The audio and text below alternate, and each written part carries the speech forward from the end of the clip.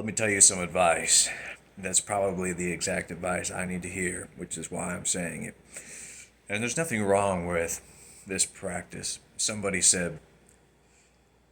close to me was commenting on how I get up here and I make these videos and basically just using them for catharsis and giving myself advice out loud. Well, yeah, that's how it works.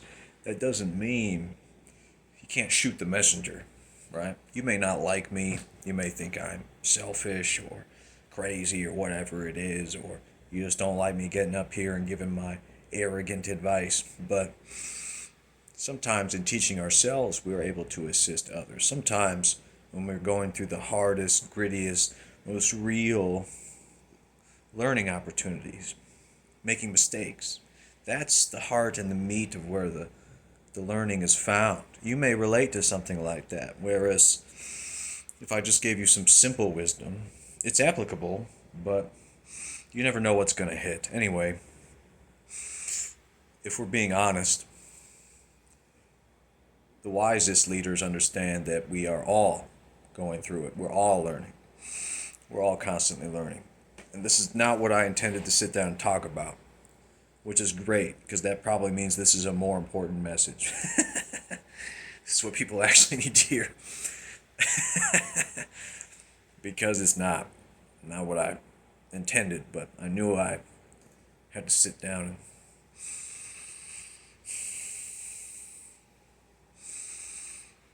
the power of the spoken word. The power of the spoken word, the authentic voice. Again, not what I was going to talk about, but this is something I like to talk about because talking. For a long time I felt guilty for talking so much. Why does Josh get up here and talk so much? Josh Booth just.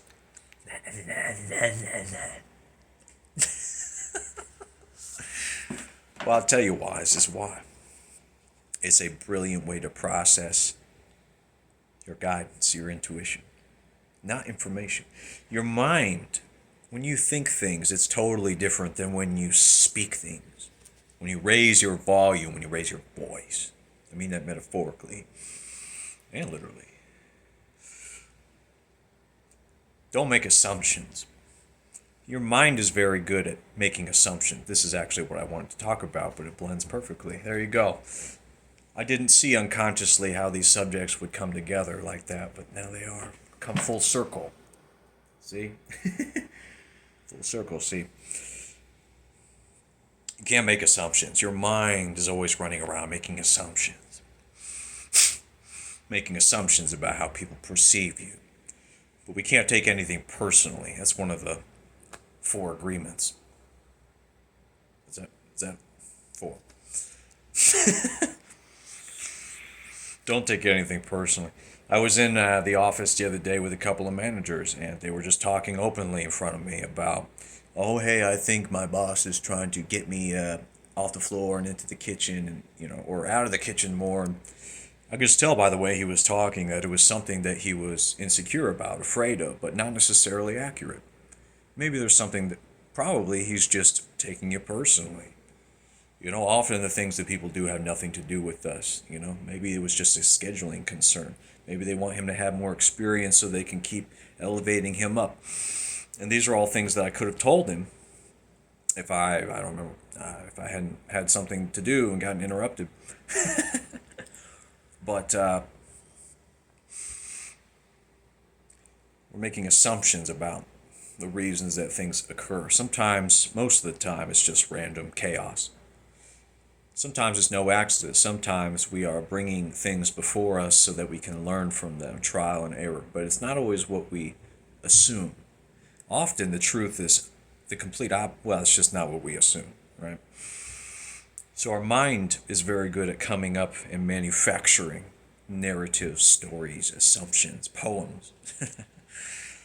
The best poetry doesn't come from the mind. I used to write from my mind. The best poetry comes from the heart. And what does it mean to get in touch with your heart? Well, if you're trying to write from your heart, then you're not writing from your heart. If you're trying to live with heart, you're not living with heart. Your heart is just a metaphor for what you already know in your being to be true. You already know what to do. You already know where to go. You already know the words to say. You already know what you want. You see a pretty girl, man. What's the best time to go up to her? Oh no, now her friend's talking to her. Oh no, now she's doing this. Oh no, now she's getting up. She must know I want to come talk to her. Man, if you had just gone up to her when you saw her and just said whatever the fuck came to your mind, or not even your mind, just whatever came out, that's probably the best thing to do. The best opportunity is always now. There is no perfect opportunity. There is no more perfect opportunity than the earliest opportunity, especially when it comes to your instincts. Strike while the iron is hot. And that's what a real man is. This video is applicable to women and men, but what a real man is, I think, is seeing what he wants and going after it. This is something I heard a long time ago, and it always resonated with me. A man just sees what he wants, and he takes it. I don't even think takes it is the right word, though. It's not a conquest or an achievement, especially when it comes to connecting with the right woman. But it's a boldness to go boldly where no man has gone before, to go after your dream, to go after your desire, to go after what you want. It's as simple as I see what I want, I'm going to go after it now. I see what I want and I take it. That's what take it means. It's metaphorical. I'm saying this because I feel the need to like enunciate that we're not like here to like conquest or like force anybody into anything. Because some people have that mistaken assumption that that's what a man is. Dominance does not mean that we're forcibly forcing our will on everyone or everything, like women. Not like the conquistadors, doors who came to America, right? And just took over the land and took over everything. It's not what a man necessarily is, although a man is capable of violence when necessary to protect himself and others. But I think that a real man strives for peace and love and wisdom and understanding, because when we give compassion, we get it. But we don't just give so that we can get. It's a flow. It's an enjoyable flow, an ecstasy. When we give to others, we benefit, we gain. When we're able to lift people up and evolve. That's why I hate it, when you're at a bar and some guy comes up to you and touches his chest against yours. I always thought that was ridiculous. I laugh when people do that to me. Ironically, it never turns into a fight. I think it's hysterical. What's the point? What's the point of using senseless, trivial, nonsense dominance, games, and violence to solve our problems? If we just learn to communicate everything, the world would be a better place. That's why I love Star Trek so much, like The Next Generation, especially with the later seasons. When Picard and everybody sit down on the Enterprise and they just all talk through it, man. And all these aliens get on board and they have these problems. The Klingons, we want to shoot the bastard. No. Have you tried diplomacy? Have you tried talking to them? No, we're not going to talk to them. We're Klingons. No. Have you tried just discussing the issue politely? Well, no. Okay, we're all going to sit down now on the Enterprise round table and we're all going to talk about our problems. And then we come to a peaceful resolution. Turns out, we're not so different. We're not so different after all. That's the conclusion of all these episodes. That's the conclusion of all my videos and all of life, is we're not so different after all. We're all in this shit show together. We're all going through the same thing, the same pains. It's all different pains. We may think it's worse at times. We may think that our pain is worse than others, but we all have pains and trauma. We're all going through this shit together. Don't make assumptions. There's words in your heart that you need to say, and you need to say to someone now. There's words in your heart that you need to say to the next person you meet. There's words in your heart you need to say to the stranger that you're about to meet down the street or at the restaurant. There's words of compliment and beauty you need to speak to the beautiful stranger that's about to cross paths with you on the street corner.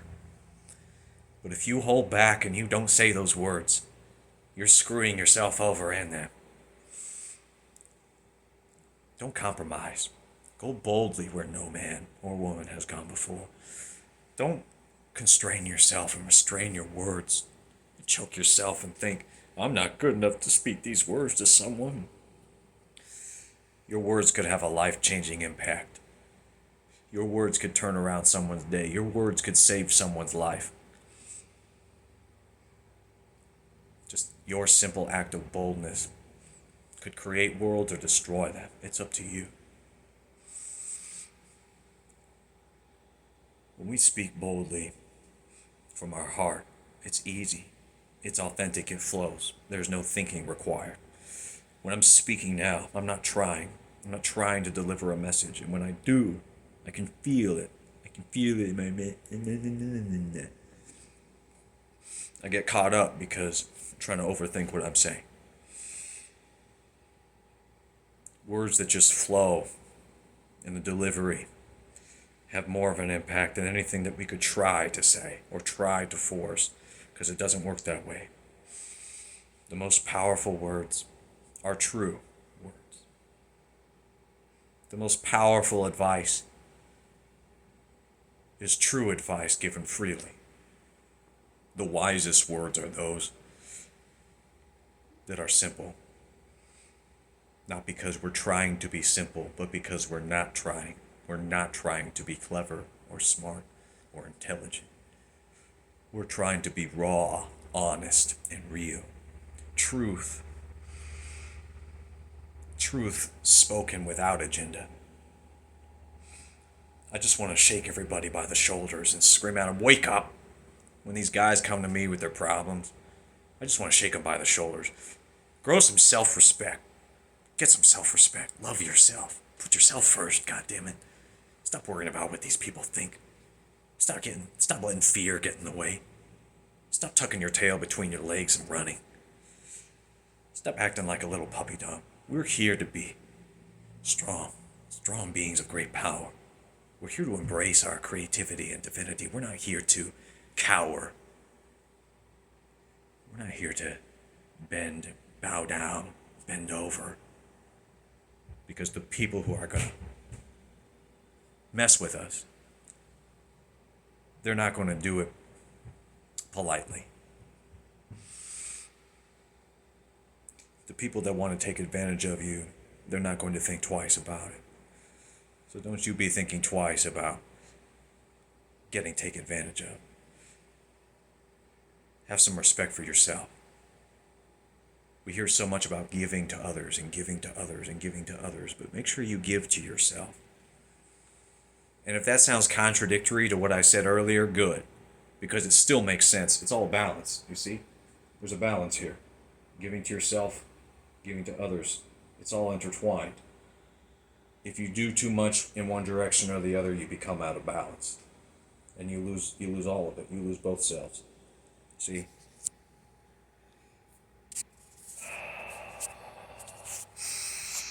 Balance is not some silly, ninny, sinny, brilliant game of hardness and trial.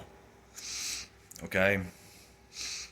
Balance is a flow. Balance is a creative balance. Balance is a creative act, an art. It's an art form. Walking along the tightrope and not falling over to either edge. Not falling over the edge into either side. And not falling into the safety net.